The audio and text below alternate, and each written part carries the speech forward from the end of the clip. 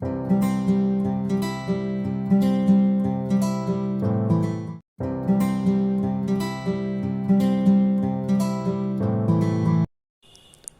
दोस्तों, आपका स्वागत है आपके अपने यूट्यूब चैनल में ईटीवी स्टिंग पर। हम आपके सामने लेकर आए हैं यूपी टेट 6 नवंबर 2019 का हिंदी का पेपर सेट। अगर आप हमारे चैनल पर नए हैं तो आपसे रिक्वेस्ट करती हूँ कि आप हमारे चैनल को लाइक, सब्सक्राइब एंड शेयर करना न भूलें। 31 क्वेश्चन। प्राथमिक स्तर पर छात्रों की भाषाई क्षमता का विकास करने का अर्थ है। ए. भाषिक नियमों का अधिकार। बी. भाषिक संरचनाओं पर अधिकार। सी. भाषा प्रयोग की कुशलता पर अधिकार। डी. भाषा अनुकरण की कुशलता पर अधिकार। 31 का क्वेश्चन का आंसर सी है। प्राथमिक स्तर पर बच्चों की भाषाई क्षमताओं का विकास करने का अर्थ है भाषा के अनुकरण की कुशलता पर अधिकार प्राप्त करना। 32 क्वेश्चन। भाषा कौशल का शिक्षण विधि है। ए. अनुकरण विधि। बी. सामूहिक विधि। सी. भाषा प्रयोगशाला। डी. ये सभी। 32 का क्वेश्चन का आंसर डी है। किसी भी भाषा को सिखाने के लिए उनके भाषाई कौशल का सही शिक्षण अनिवार्य माना जाता है। अनुकरण विधि, सामूहिक विधि तथा भाषा प्रयोगशाला, इन तीनों को भाषा कौशल की शिक्षण विधि का अंतर्गत रखा जाता है। 33 क्वेश्चन। देखो और लिखो शिक्षण विधि प्रयुक्त करते हैं। ए. मौखिक रचना में। बी. निबंध रचना में। सी. शुद्ध अभिव्यक्ति में। डी. ये सभी। 33 का क्वेश्चन का आंसर बी है। देखो और लिखो विधि के अंतर्गत शिक्षणों को द्वारा पहले शब्द, अक्षर और वाक्य और चित्रों को दिखाया जाता है। तत्पश्चात उनके योग्य लेखन की अपेक्षा की जाती है। अतः दिए गए विकल्पों में से ये विधि निबंध रचना में प्रयुक्त की जाती है। 34 क्वेश्चन। कविता शिक्षण का प्रमुख अंग है। ए. भावबोध। बी. शब्दार्थबोध। सी. सरल अर्थबोध। डी. पठन बोध। 34 का आंसर ए है। कविता शिक्षण का प्रमुख अंग भावबोध को माना जाता है। लिखते समय कविता जिस भाव के साथ लिखी जाती है, यदि पढ़ने वाला उसे उसी अर्थ और भाव के साथ ग्रहण करे तो कविता की रचना का प्रयोजन सार्थक होता है। 35 का क्वेश्चन। वह कौन सा वाचन है जो गद्य के प्रयुक्त होता है परंतु पद में नहीं। ए. मौन वाचन। बी. आदर्श वाचन। सी. अनुकरण वाचन। डी. संवेद वाचन। 35 का क्वेश्चन का आंसर ए है। दिए गए विकल्पों में मौन वाचन गद्य में प्रयुक्त होता है किंतु पद में नहीं। लिखित सामग्री को बिना आवाज किए पढ़ना मौन वाचन कहलाता है। 36 क्वेश्चन। छोटे बालकों की कल्पना शक्ति का विकास करने का सर्वाधिक प्रयुक्त माध्यम है। ए. महापुरुषों को जीवनियों। बी. परियों की कहानियाँ। सी. रसानुभूति की कविताएं। डी. पौराणिक कथाएं। 36 का क्वेश्चन का आंसर भी है। प्रयुक्त विकल्पों में से छोटे बालकों की कल्पना शक्ति का विकास करने का सर्वाधिक उपयोग माध्यम परियों की कहानी है। निम्नलिखित गद्यांशों को पढ़कर पूछे गए प्रश्नों का सर्वाधिक उपयोग उत्तर वाले विकल्प का चयन कीजिए। 37 का क्वेश्चन। संस्कृत से सीधा संबंध किस भाषा का है। ए. प्राकृत। बी. अपभ्रंश। सी. आधुनिक भारतीय भाषाएं। डी. हिंदी। 37 का क्वेश्चन का आंसर ए है। प्रस्तुत गद्यांश में स्पष्टता दर्शाया गया है कि संस्कृत से सीधा संबंध प्राकृतिक भाषा का है।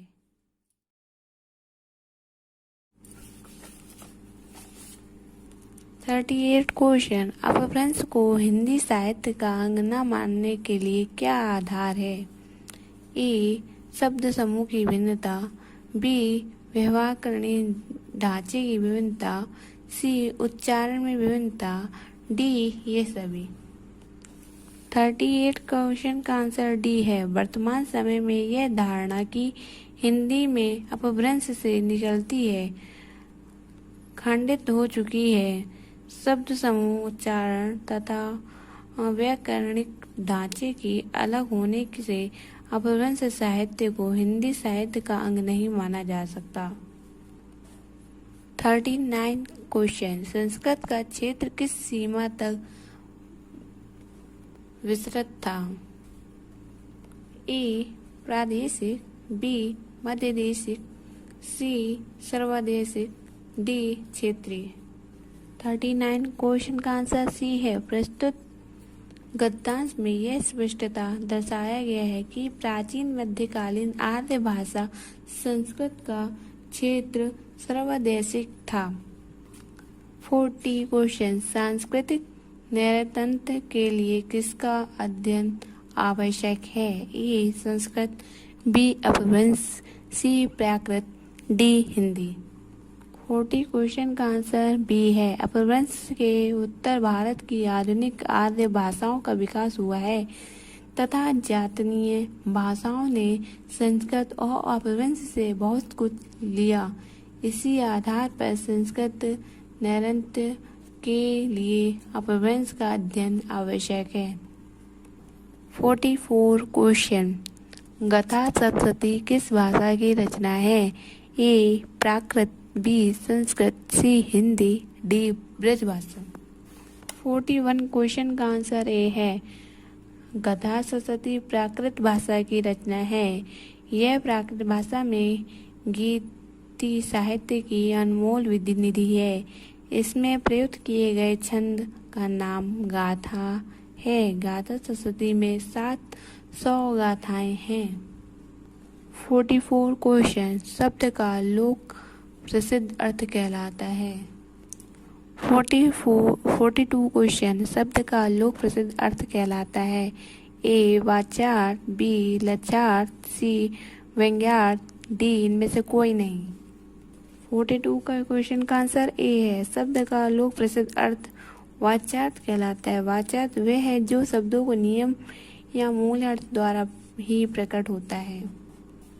43 क्वेश्चन। रीतिरात्मा काव्य से उक्ति किस आचार्य की है? ए. वामन, बी. भामह, सी. मम्मट, डी. दंडी। 43 क्वेश्चन का आंसर ए है।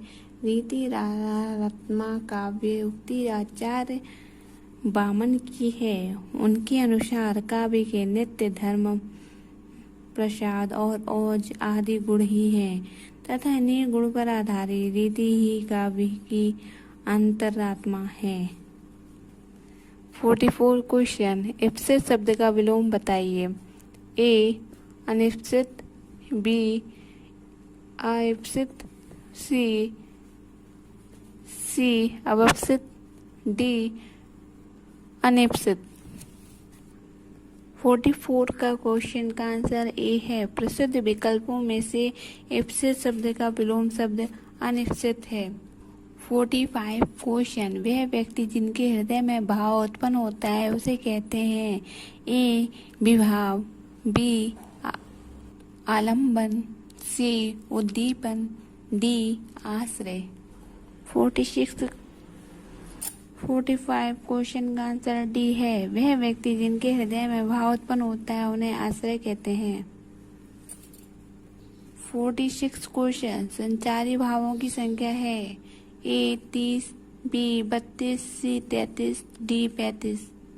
46 क्वेश्चन का आंसर सी है। आश्रय के चित्त में उत्पन्न होने वाले अस्थिर मनोविकारों के संचारी भाव कहते हैं। संचारी भावों की संख्या 33 है।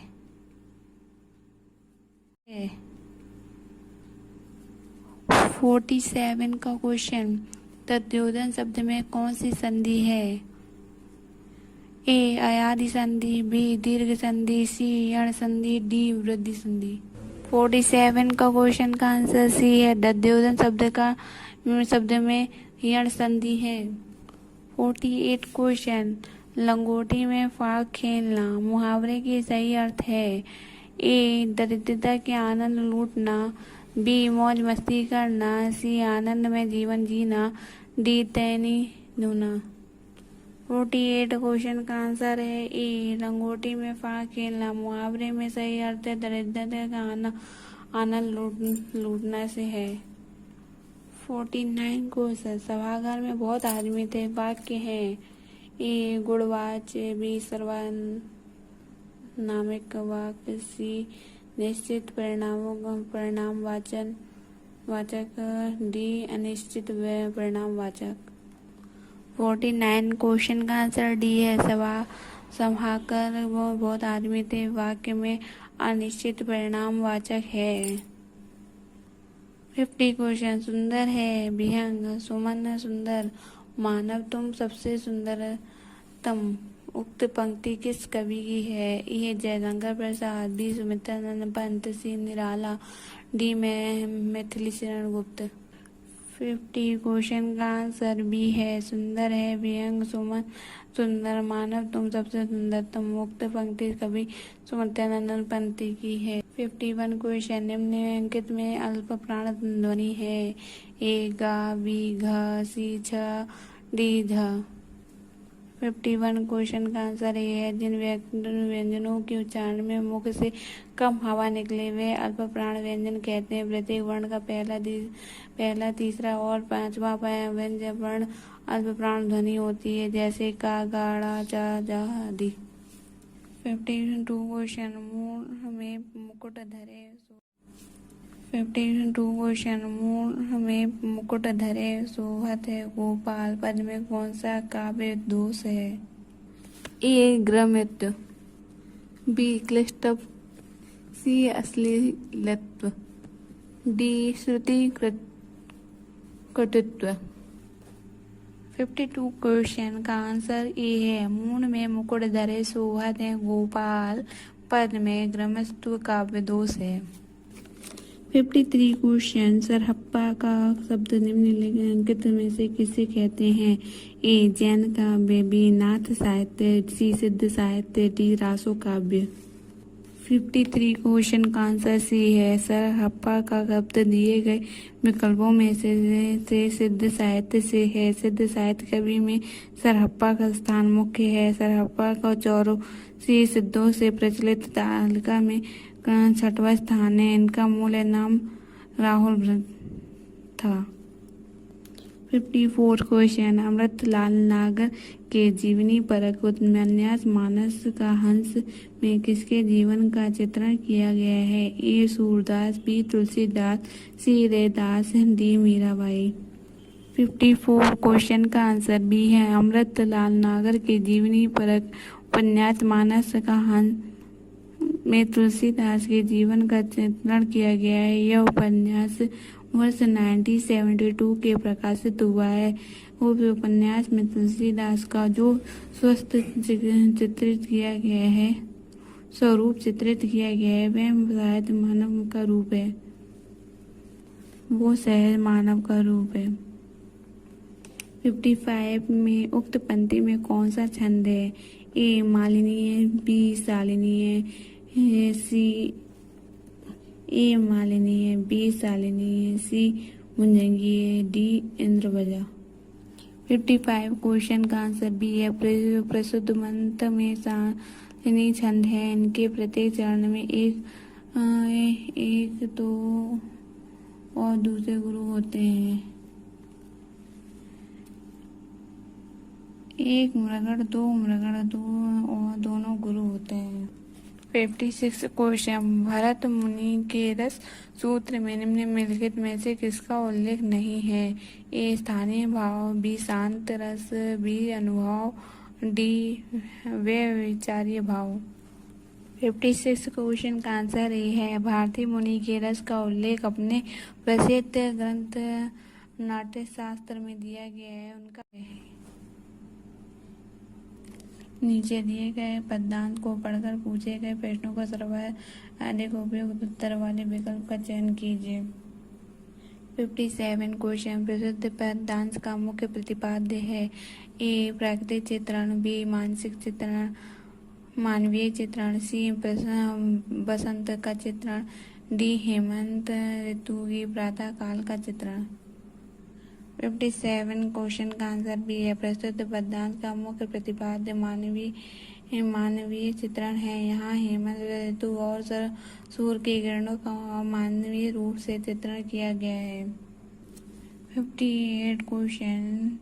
चुपचाप खड़े वृक्ष किस मानवीय भाव का प्रदर्शित कर रहे हैं? ए आलस्य का, बी हर्ष का, सी तटस्थता का, डी चिंता का। 58 क्वेश्चन का आंसर ए है। चुपचाप खड़े वृक्ष आलस्य के मानवीय भाव के प्रदर्शित कर रहे हैं।